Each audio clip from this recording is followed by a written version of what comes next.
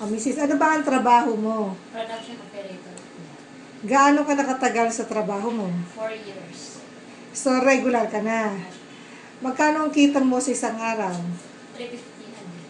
Sapat bang kinikita mo sa iyong pangangailangan? Kulang pa po. Lalo ng gana. Sa pamilya? Kulang pa po. Ayan. May overtime ka ba? Minsan, marami sa inyo. Yung bang overtime may bayad? Opo. Paano nila kinukwenta ang overtime mo? Hours? Per hour.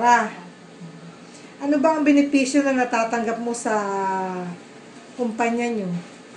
Yung pag mag-resign ka, may makukuha.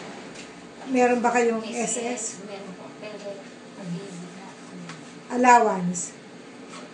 1250 ang ano.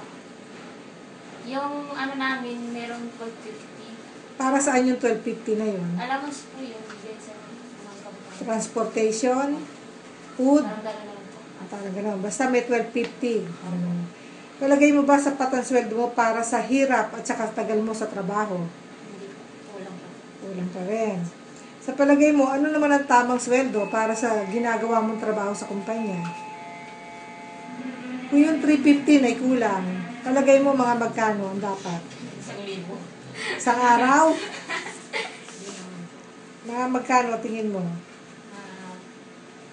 400. 400. Ano sa palagay mo ang dapat na gawin mo para makasapat yung kita mo sa mga pangangailangan mo?